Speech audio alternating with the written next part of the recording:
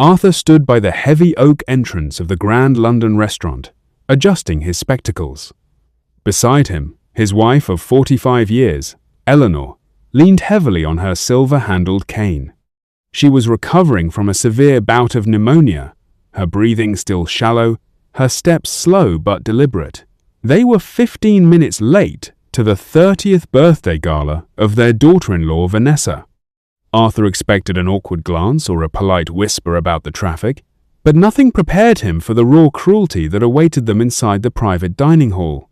As soon as Eleanor's cane clicked against the polished marble floor, Vanessa stood up. Her silk dress caught the low chandelier light as she pointed a manicured finger directly at the elderly woman.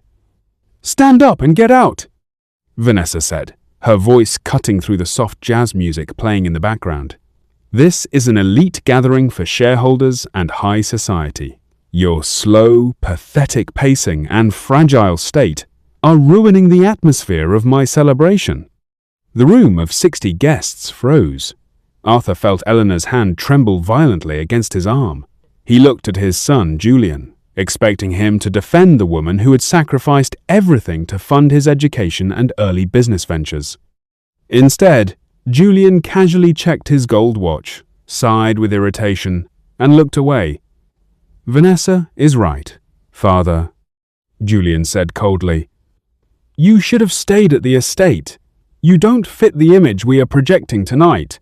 Please leave before the media arrives." A heavy, suffocating silence fell over the room. Vanessa's wealthy family, the luxury real estate tycoons, sat smirked and poured more champagne, silently validating the humiliation.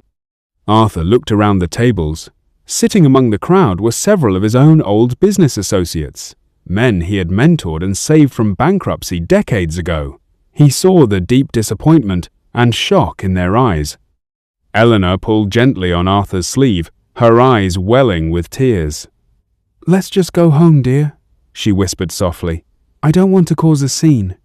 Arthur felt a cold, calculated calm wash over him. At 72, he had built empires in silence, and he knew that anger was a weakness, but strategic retreat was power. He didn't raise his voice. He didn't slam his glass. He simply stood tall, wrapped his arm firmly around Eleanor, and looked Julian dead in the eye. "I understand perfectly," Arthur said with an eerie, quiet smile. "If our presence is a disruption to your success, we shall trouble you no longer." As Arthur turned to walk out, something unexpected happened. An old colleague from the front table stood up, put on his coat, and walked toward the exit without saying a word. Then another stood. Then 3 more. Within 2 minutes, nearly half of the room's most influential investors and political figures quietly emptied their glasses, grabbed their coats, and walked out behind Arthur and Eleanor. Vanessa's confident smile shattered as she realized she was losing control of her own crowd. But the true reckoning had not even begun.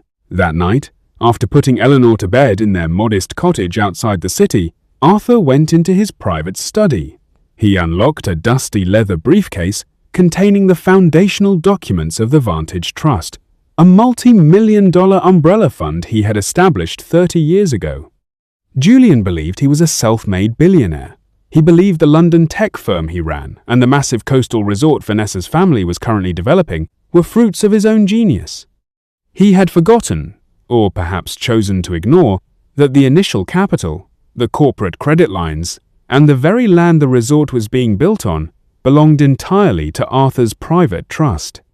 Arthur had kept his name off the public boards to let his son live freely, without feeling indebted. It was a mistake he was about to correct.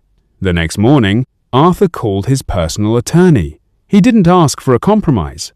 He ordered an immediate audit and the enforcement of the trust's primary clauses. Over the next 3 weeks, Arthur remained completely silent. He didn't call Julian. He watched from afar as Julian and Vanessa continued to post glamorous photos online, bragging about an upcoming global investor signing that would secure their legacy. The day of the signing arrived at a high-rise corporate headquarters in the city. Julian and Vanessa stood at the center of the stage, pens in hand, ready to sign a contract with international stakeholders. Just as the moderator asked the primary stakeholder representative to step forward, the double doors at the back of the auditorium opened.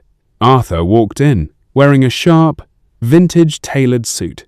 The room murmured, Julian turned pale, and Vanessa's jaw dropped.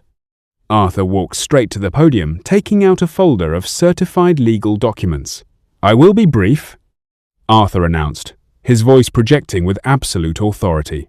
"Every plan presented in this room today relies on the assumption that the underlying assets and land leases are secure. They are not.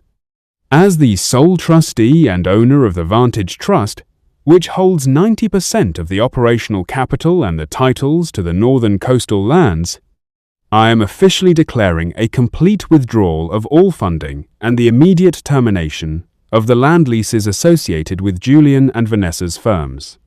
The room erupted into chaotic whispers. Investors began frantically checking their tablets. Arthur handed copies of the withdrawal deeds to the international delegates. He didn't mention the birthday party. He didn't mention the insults. He simply laid out the cold, mathematical reality. Without his silent foundation, Julian and Vanessa's empire was nothing but an empty shell built on borrowed arrogance. "When the foundation shifts," Arthur said quietly, looking directly at his trembling son, "everything built on top of it must face the gravity of reality." Arthur turned and walked out of the building, leaving behind a room full of panicked executives and a crying daughter-in-law. In the weeks that followed, the collapse was swift but quiet. International investors pulled out overnight.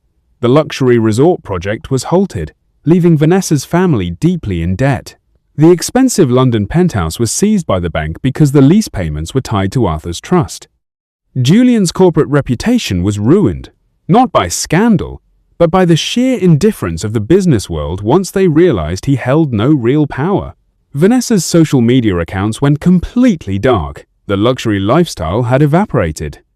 One rainy afternoon, a flashy sports car parked unevenly outside Arthur's country cottage. Julian and Vanessa stood at the gate, soaked in the rain, stripped of their designer jewelry and confident glances. Julian knocked desperately on the door. Arthur looked through the glass pane. Eleanor sat by the fireplace, drinking tea and reading a book, her health fully restored in the quiet countryside. Arthur opened the door just a few inches. Julian's eyes were bloodshot. "Father, please," he begged, his voice cracking. "We lost everything. The banks are taking the remaining assets. Vanessa is sorry. I am sorry. It was a misunderstanding. Please open the door and help us rebuild."